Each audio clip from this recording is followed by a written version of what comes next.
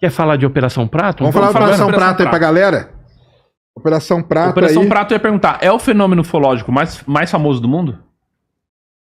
Olha, para os Estados Unidos, divulgado já publicamente, sim. Em segundo lugar, aí a gente tem a Noite Oficial dos OVNIs, que inclusive foi já objeto de documentos liberados também. Por exemplo, tem um fax, né, praticamente. Não sei se era fax naquela época, em 86, mas tem um documento que é do DIA, Departamento de Inteligência norte-americano, que fala sobre a Noite Oficial dos OVNIs. É esse documento aí. A Noite Oficial dos OVNIs. Que foi?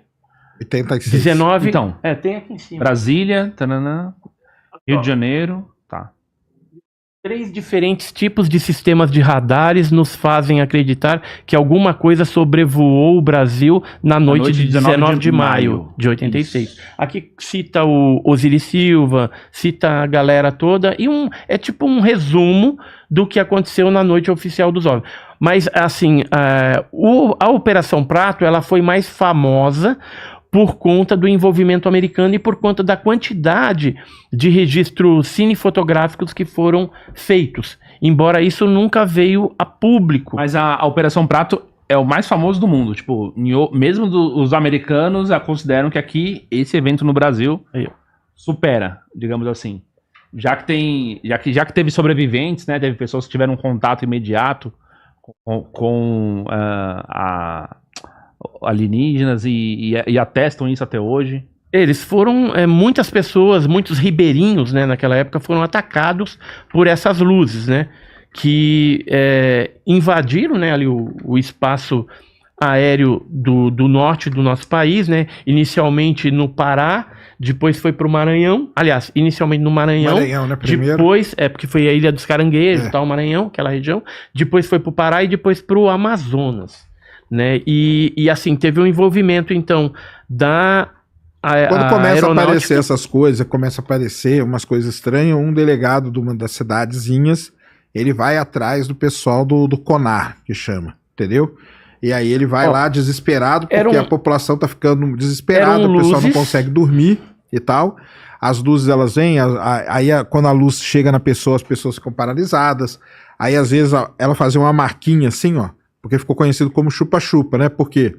Porque fazia uma marquinha tipo daquela pistola de vacina, sabe?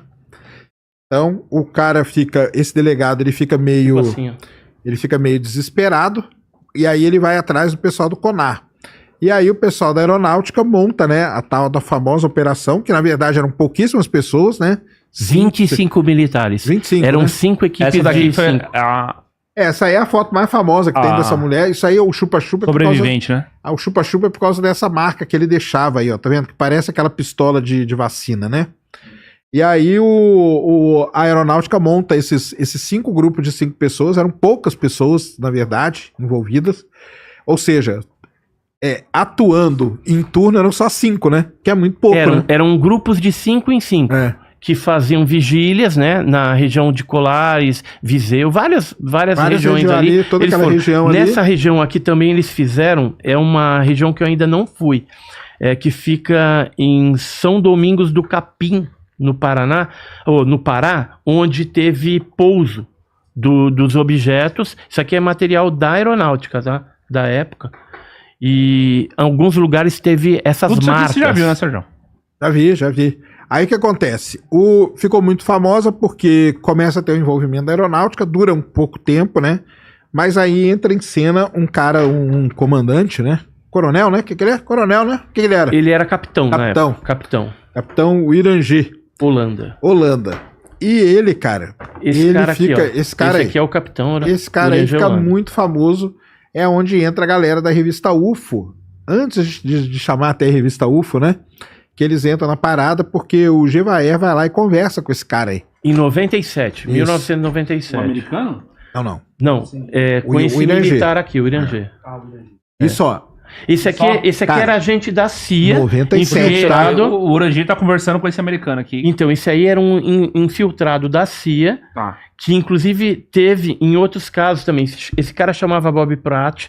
Ele teve... Bob Pratt é muito famoso. O Bob Pratt é o cara que tá agora, atualmente, tem um documentário na Netflix sobre... São, acho que 5 ou 6 episódios com este cara. Esse cara é o apresentador. Agente da CIA. O Bob Pratt. Né? Ele virou apresentador depois, né? De TV, né? Não sei. Não é ele que é o apresentador do Bob Pratt, que é, cara? Eu acho que não, hein? Será? Que é? Ele já morreu, né? O Bob Pratt já morreu já faz um tempo. É o cara do... Mas o que eu quero mostrar aqui, ó, envolvimento americano, a gente teve... Bob Pratt e Capitão aqui, ó. Esse cara aqui é o mesmo, ó, pode ver. Esse cara, junto com as meninas de Varginha. Ele teve na Operação Prato, teve em Varginha, teve num monte de caso. Cheio da grana, comprou as fotos, aqui ó, americano comprou fotos de UFOs na Baía do Sol, do próprio editor. E eu cheguei a questionar o Bob Pratt, falei assim, cara, você comprou? Não, eu ganhei só umas fotos, tal, não sei o que, e desconversou. Ou seja, era um jornalista, que era agente da CIA, pegando esse material aqui, porque eles não vão mandar um militar, né, para dar bandeira por aí, eles mandam um jornalista, uma pessoa infiltrada para fazer essas questões aí. Eles, né, foram avistados também na época. Isso aqui, por exemplo, é um dos desenhos das testemunhas. É que eu trouxe pouca coisa. Aqui foi o desenho feito pelo próprio Urangi Holanda, né, do ser avistado. Então a gente vê a similaridade. A figura mais famosa nesse caso aí é desse Urangi, cara. Porque o que acontece foi o seguinte, cara. Em 1977 aconteceu tudo isso. Em 1997 foi quando ele falou pela primeira vez, publicamente, sobre tudo isso, entendeu? E aí ele contou tudo, tal, não sei o quê. Foi quando voltou à tona o tal da Operação Prato. E aí ele conta toda a história. Ele conta, porque depois que acaba oficialmente, ele continua indo lá, né? Ele continua indo lá por conta. E aí quando ele vai por conta, ele começa a ter avistamentos mais incisivos, assim. Tem o lance da criatura, que o lance da criatura é assim, né? Essa criatura então, apareceu pra ele e tal, mas assim, na maior parte dos avistamentos não tem criatura, né? Na maioria absoluta, né? Na maioria são objetos, mas tem casos de pessoas que reportaram poucas criaturas. Pessoas viram criaturas, Esse aqui é o Coronha, por exemplo. Manuel Coronha, ele chegou a atirar no objeto. E ele disse que tinha uma espécie de um para-brisa, assim, onde ele enxergava duas criaturas. Uma de cabelo loiro e outra de cabelo preto, bem humanos. Agora, a maioria dos casos era esse humanoide, né? Que é o Grey, né? Que é aquele cinzento, baixinho, cabeçudo. Na Chapada das Mesas apareceu também. Teve algumas tentativas de abdução e abduções que ocorreram e que não foram relatadas. Casos de aparecimentos de objetos diurnos também foram reportados. Isso aqui é uma foto tirada por um piloto da Varig na época, que vários pilotos chegaram a narrar também avistamento de objetos. Isso aqui é o piloto temporal, por exemplo. Isso aqui são documentos que vazaram aí da Operação Prato na época, né? Eu cheguei a conversar com o temporal e ele disse que era um disco mesmo, negócio, ele viu dentro da nuvem, assim, metade para fora, e dentro um negócio super estranho. Uhum. E assim, os americanos estavam em peso lá. Isso aqui é um documento, por exemplo, de 82, que cita um americano, ó. No Porto de Manacapuru, que é Amazonas, citado acima, em companhia de 3 civis e um agente militar norte-americano, John deve ser o codinome do cidadão, observamos em 2 momentos o que segue. Aí ele conta aqui, um objeto triangular, tal, que foi visto, tal, isso, primeiro comando aéreo do Pará, que é a equipe. Só que o Urangi Holanda não estava mais aqui. Quem estava conduzindo essa equipe, pelo que a gente ficou sabendo, era o Flávio Costa, o sargento Flávio Costa, que atendia na época sob o codinome de Ernesto. O capitão Urangi Holanda era o Ernesto vamos também. Explicar aqui pra galera aqui, ó. Vamos explicar pra galera o que acontece. O que é codinome, né? Quando eles fizeram a Operação Prato, foi um negócio da aeronáutica. Então eles faziam as equipes de 5 em 5. Para não ter problema do cara saber quem é que tava, isso é meio que uma proteção. Então, por exemplo, o Júnior, o Edson e o Sérgio vão lá. Só que você não vai ser chamado Júnior, entendeu? Você vai chamar John, Paul e outra coisa, entendeu? Aí vocês vão lá. Então, já começa aí uma outra grande dificuldade. Pessoal, é o seguinte, todos esses casos, cada um tem a sua dificuldade. O caso da Operação Prato, qual que é a dificuldade? É essa. Porque ainda parece que tem cara que tem o mesmo codinome. Entendi. Tem o mesmo codinome repetido. É que nem o Capitão Energia era Ernesto, depois que ele saiu do negócio, o João Flávio, né, o Sargento Flávio lá, Costa, ele era Ernesto também. Então você tem que saber exatamente em que período o cara tava pra saber quem é quem na história. Então tudo tem uma dificuldade. Outra dificuldade que tem, a tal das fotos, né? Não sei se você viu lá o podcast com o Andrei, né? Uhum. Com o Andrei, né? O que acontece? O filho de um dos caras da aeronáutica, a história que é interessante, ele chegou a falar que nenhuma das fotos eram verdadeiras, entendeu? Que ele viu o pai dele com as fotos, ele viu o pai dele com o negativo, e ele foi lá com uma agulha e ele fazia as marcas. Então, isso ele fala veementemente isso. Ele fala, não existe nenhuma foto, cara. Todas as fotos que você vê é tudo falsa. Fui eu que fiz todas as fotos, eu que forjei todas elas, entendeu? Então tem as fotos aí Essa aqui é a foto mais famosa do caso da Operação Prato, é esse aí que mostra a navezona com uma navezinha embaixo pequenininha, tá vendo? Uhum. Tem várias. Mas tem aquelas outras fotos lá, cadê? Também, cadê aquelas fotos lá famosas que... então essa aqui eu não acho que eu não trouxe. Mas o que você acha que é, Sérgio? Cara, o que eu acho que é? Depois de... Conversei muito com o Andrei, li bastante... Vi o podcast dele, vi alguns documentários e tal. Eu já falei que pra mim o que a Operação Prato é, cara. Pra mim, a Operação Prato é uma psyops. É uma operação psicológica. Dos americanos. Porque lá na época também tinha uma instituição americana ali que é muito esquisita, que ninguém sabe direito a origem dela, tal, não sei o quê, entendeu? Já era uma coisa que tinha sido feita em países africanos, entendeu? Ah, é? A própria CIA já tinha feito isso aí em outros países também. Então, assim, eu acho que é isso. Sou facilmente refutado, tá? Então fica tranquilo, mas é o que eu acho que é. Até hoje dizem que continua acontecendo isso. O próprio Rony, né? Ele tem um trabalho grande que ele faz lá na Amazônia, ele leva os equipamentos dele lá e ele viu, tem até no YouTube, vão lá e vejam o documentário que ele fez com os equipamentos dele lá. Mas os insetóvenes. Hã? Insetóvenes? Né? O dele é o insetóvenes, né? Eu acho, cara, que é uma psyops. Entendeu? Operação psicológica. Eu acho que é uma operação psicológica. Preparação de mesmo. Preparação, cara. Porque eles pegam todas as psyops que o pessoal já teve e tal. Eles pegam uma população que é muito mal instruída, população classe D, coisa assim. População que não tem acesso a nada, ali é onde apareceram as luzes, eram ribeirinhos, entendeu? Mal tinha energia elétrica, os caras, nós estamos falando de 1977, tá, galera? Tem essa instituição americana que rodava por ali, que é uma instituição que ninguém fala o nome, né? Não pode falar, né? Os caras não deram o nome daquela... Como que chama? Não falam, né? Que tinha uma instituição americana ali, então... Ficou lá na Ilha do Mosqueiro durante um tempo. Mas a gente não sabe se tá atrelado ou não. Tinha também um padre lá que era estrangeiro. Também, então. Tinha essas coisas, na entendeu? Paróquia ali de Colares.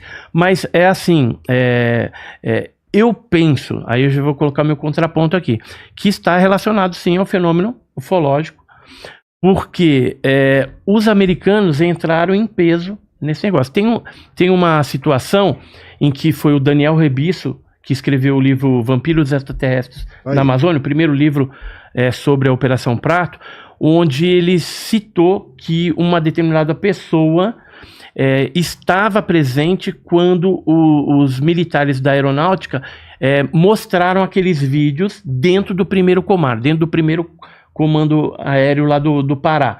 E esses americanos que estavam lá também junto, além de o pessoal graduado lá de Brasília, que foi nessa reunião, disse que no meio do pátio tinha 5 caixões lacrados que foram depois levados, né, pros aviões norte-americanos, e eles foram embora, depois que teve a exibição. Então tinha alguma coisa ali.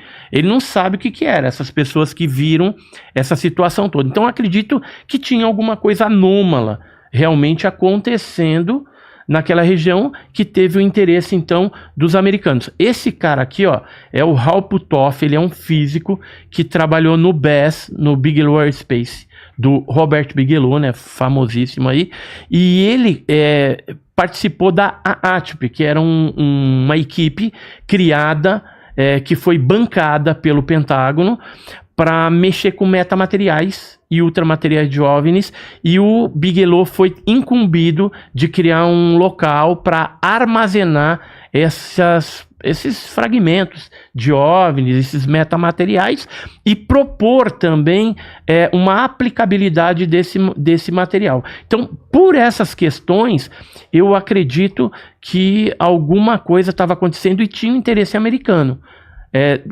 Pode ter tido, sei lá, depois algum experimento psicossocial, de repente pode, porque se fala, naquela época tinha muito disso, mas havia um interesse muito grande do governo brasileiro em saber o que estava acontecendo, se não era alguma coisa russa que estava por ali, e no fim das contas... falar de coisa chinesa, né? Chinesa também, olha só. Porque ali tinha uma fazenda muito, né, dos chineses ali perto, então chegaram a falar até de coisa chinesa. Mas nós estamos falando, só o pessoal colocar, nós estamos falando de 77, viu, galera? Mas como não se chegaram a uma conclusão, e esse assunto ele ecoa no meio militar e ufológico norte-americano até hoje, tanto é que esse físico, ele foi num podcast, algum tempo atrás, falou assim, olha, eu vi milhares de páginas, centenas de fotos e 15 horas de filme Super 8, colorido, preto e branco, feito pelos militares da aeronáutica brasileira. Junto com a galera. Então, falou, vamos lá, vamos explicar aqui algumas coisas pra galera. Esse cara aqui, esse americano. Entendi. A aeronáutica foi lá e fez a operação. No final da operação, eles fizeram um relatório. E o relatório deles é inconclusivo, entendeu? Então, vamos dizer assim, oficialmente, né?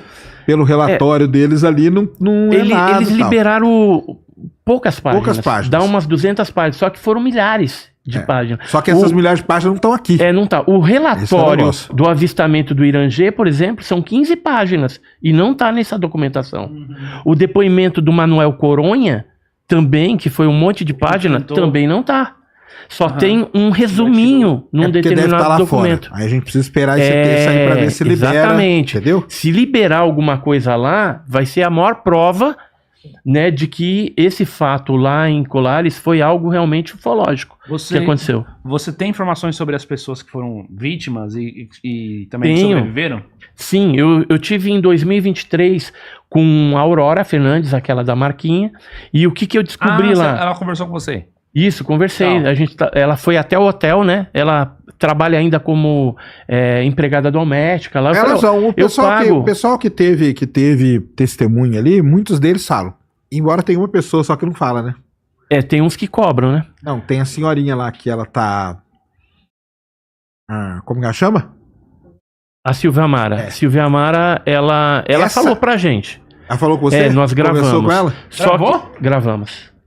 E assim, a Aurora Fernandes, aquela que foi atingida, a gente perguntando ali, entrevistando, a gente descobriu que o fenômeno, embora ocorreu em 77 com ela, quando ela tinha 16 anos, por aí, até hoje ela continua tendo contato. Os seres entram dentro do quarto dela, ela vê uns seres baixinhos, não consegue se mexer e tal. Aquele negócio de paralisia do sono, né, ou visita de dormitório. Sim. E outros que a gente conversou lá, continua tendo contato desde aquela época, de 70 até os dias atuais. E tem novos casos, eu tive em 2023, 2 vezes lá, e a gente entrevistou pessoas que, na atualidade, foram atingidos pelas luzes, ou seja, o fenômeno nunca deixou de acontecer na região.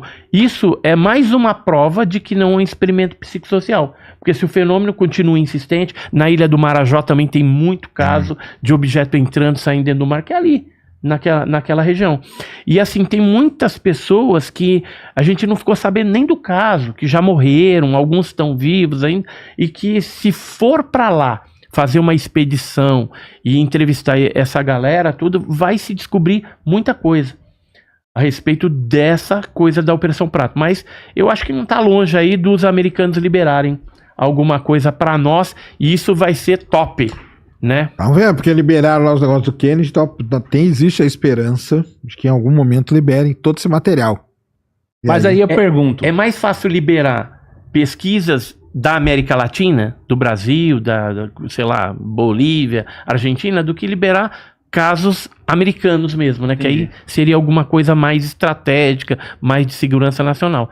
E então por isso que eu acho que devem liberar alguma coisa da América Latina. Mas no seu caso, por exemplo, então você falou com a moça que sofreu foi tipo um raio, né? Ela foi atingida por um raio e quando ela acordou, assim, meia tonta e meia paralisada, tal, ela gritou, a mãe dela ainda veio até a porta, viu o objeto se afastando, tal. Ela falou que ainda continua tendo contato com esses... Essa que não falava e falou pra vocês, que é a Silvia Não, Mara. a Silvia Mara foi o seguinte, nós chegamos na Ilha do Mosqueiro e a gente sabia que a Silvia Mara tinha sido atacada em Tapiapanema.